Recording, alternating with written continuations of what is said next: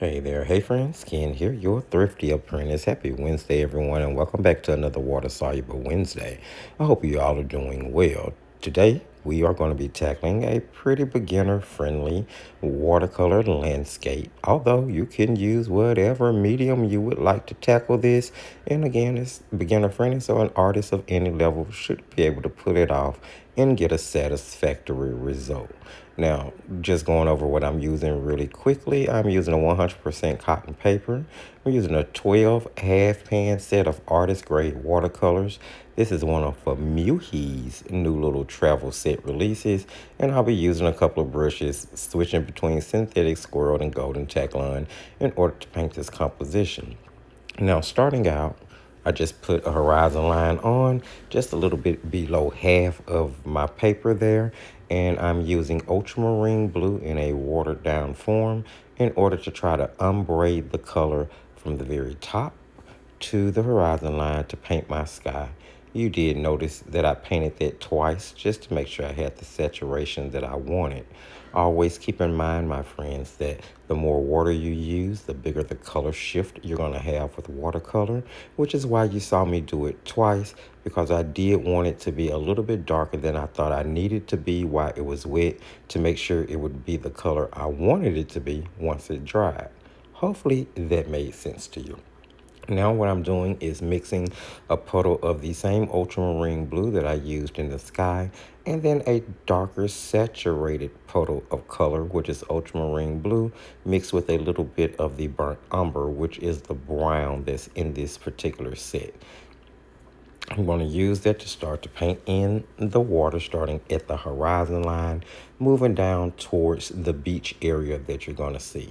Now, in the reference photo, which I will have linked in the video description and possibly on the screen at some point here or there, you will notice that there is some breaks in the water. It's sort of wavy as it approaches the beach section. So I'm actually letting my brush run out of paint as I come to where my sand area starts in order to get some dry texture, some dry brushing right at the front of the ocean. I guess that's what it would be called. Oh, yeah, the ocean as it's running up on the beach, which is giving me that really wavy effect. I grabbed some of that darker mix and I'm going in and just adding in some deeper shades of blue in certain areas to show some shadow in the water. I'm also putting that blue right up under the white area where my brush skipped from the first layer. It adds just a little bit more depth to those waves, and it could possibly make one of them look like they're rolling just a little bit. But, you don't have to be too dramatic with it. As I said earlier, this is sort of beginner-friendly leaning, so I don't want you to put too much pressure on yourself with this. Remember, as I always tell you, give yourself grace. Remember, it's just a piece of paper. You can always try it again. At this point, I'm going to move into showing you how I tackled painting the sand or the beach. Here, basically, I'm just taking yellow ochre and watering it down, adding lots of water to it so that I get a really light color. You really want more water than color for this particular section of it, in all honesty. Keeping in mind that it's going to shift a little bit when it dries, so it's going to go even lighter and sort of give you that feel of a white sandy beach. Now, I am going to mix a darker shade of that color in order to darken in the area where the water meets the sand, because of course it would be darker based on the fact that it's wet. But for this very first layer, I'm going to start where my water ended and put that really watery yellow ochre wash all the way down to the bottom of my page. I'm just going to get it even, make sure there's no puddles or anything like that. And once you get it shaded in to the saturation you think you want, keeping in mind it's going to shift a little bit, then you'll just give it time to dry and it'll be pretty easy to move on. Now for that darker sand area, I'm still going to stick with using ultramarine, but I'm also going to mix a little burnt umber into it. Now I want you to pay attention. that I'm going back to the same colors over and over. Most people who have been following me for a while know that I stress, color harmony on a regular basis. And that's exactly what using select colors over and over again will do for you. Now, at this particular point, I have given all of that time to dry, and now I'm going to go in and start to paint the little grass dunes on the beach. Basically, I'm going to make a pathway. So I'm angling the grass dunes from the corner of the page down towards the center, remembering to kind of square it off at the bottom so it'll actually look like a little hill. I've mixed 3 different colors using sap green, one wash with only sap green, one wash with sap green and ultramarine. See how I cross-pollinated ultramarine again. And then a third wash with sap green, ultramarine, and guess what color? Burnt umber.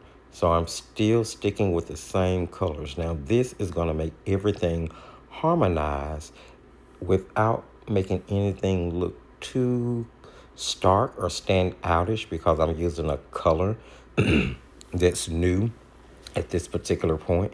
So always try to keep in mind to, try to keep your colors the same, just so things are harmonized and it won't seem odd to the eye. At this point, I'm using what I call the credit card scraper. I've told people this many times. This is a wonderful trick that I picked up from Lindsay, the Frugal Crafter, years ago. And it can make some of the most beautiful texture in so many different situations in your watercolor paintings, especially in your landscapes. So what I'm doing is actually using that credit card scraper to quote unquote draw in my grass. You will notice I started at the top of that grassy hill with the lighter sap green wash. Then as I moved down, I added the medium sap green wash. And then once I got towards the very bottom, I used my darkest sap green wash. Once everything was kind of blended where I wanted, I grabbed that credit card scraper and I started to pull up grass details.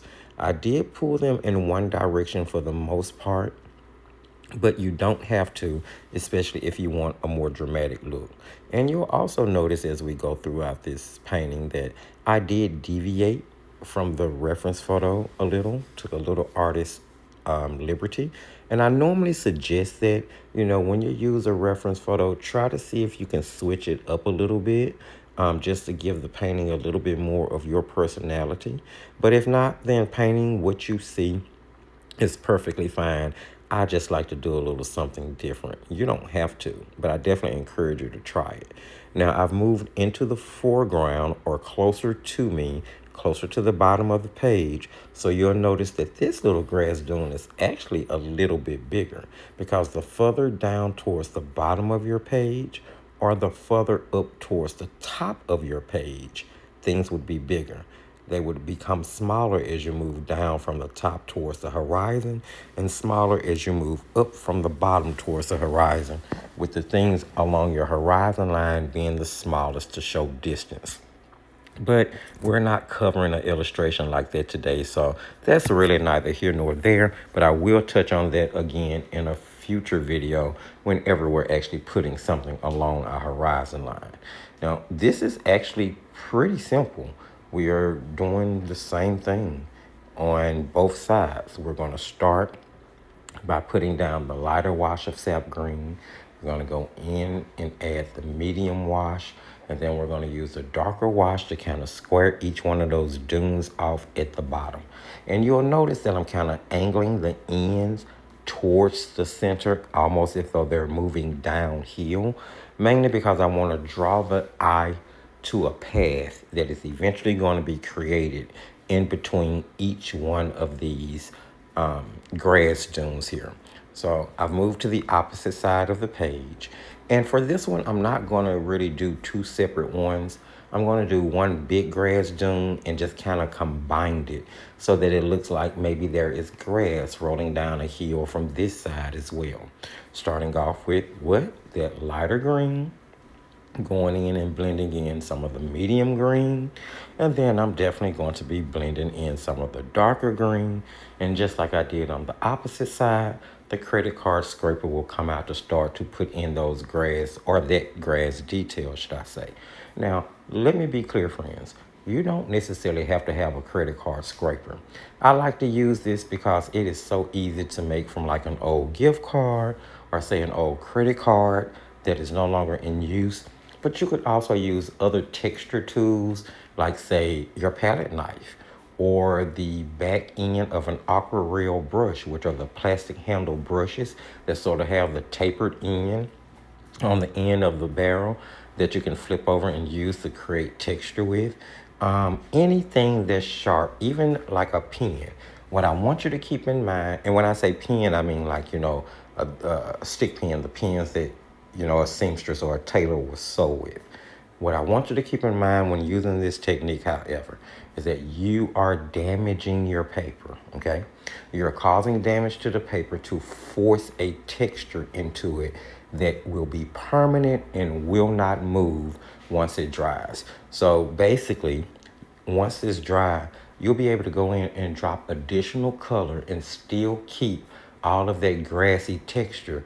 The truth of the matter is the paint is just going to settle down into those abrasions even more, making the grass more defined and more pronounced. And you'll see that I kind of drop in extra color here and there once I get out of the grass emulated.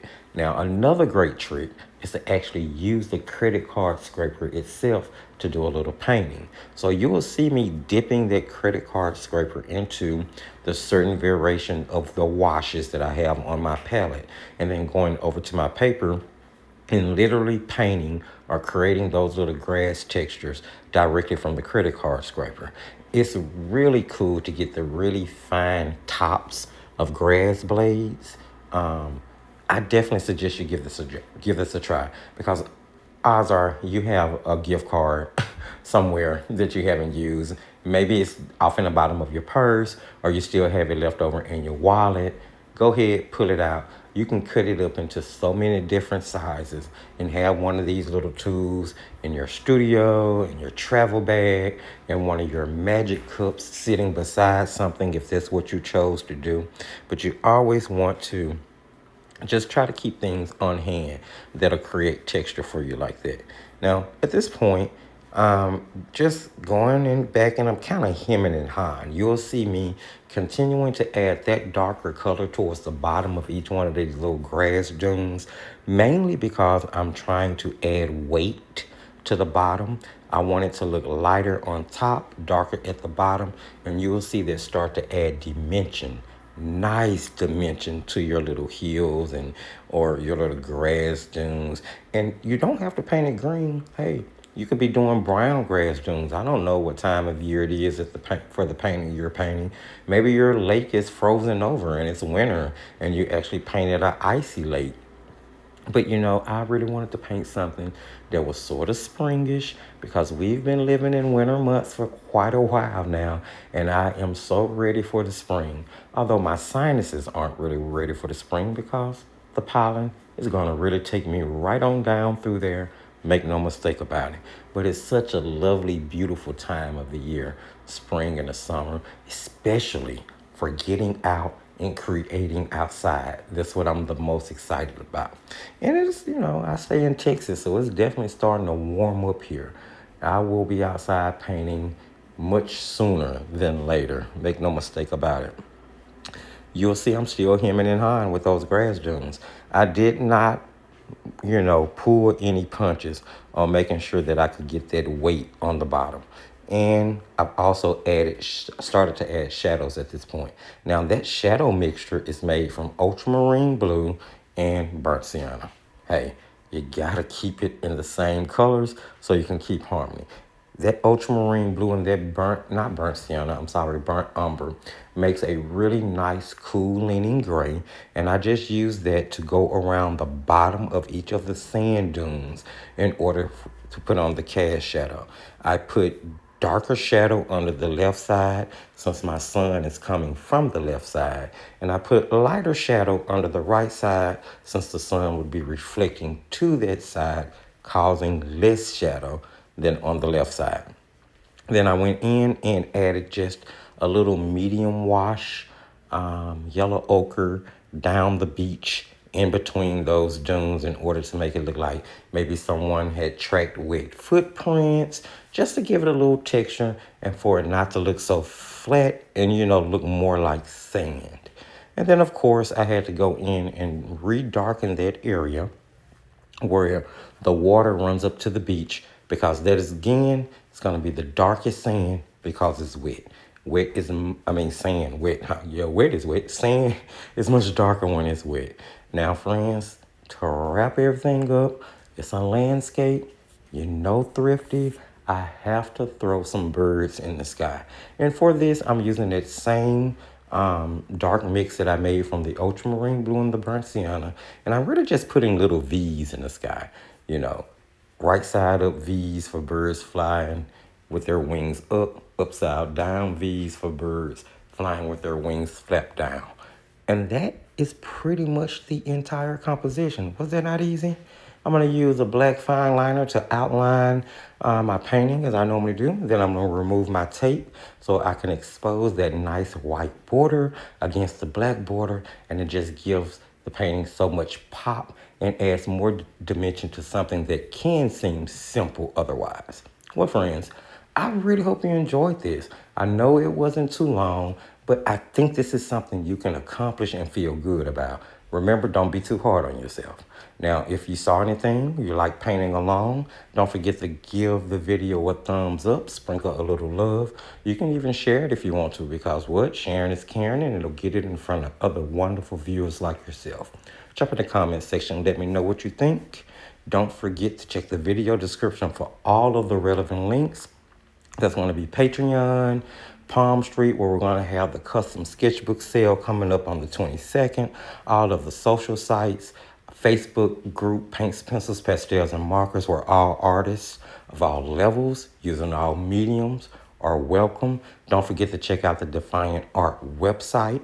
Of course, it's been updated for February. Maybe you're running into something over there that you want to add to your artistic arsenal. And yeah, friends, and the most recommended product list, which I have moved to the blog section of the website to make it easy. And it does have links, so you'd be able to access everything that's listed as a recommendation. And of course, there's also the artist wish list in case you decide you want to support the channel and Patreon. Remember, as I tell you at the end of every single painting, my friends, enjoy your day and just keep creating.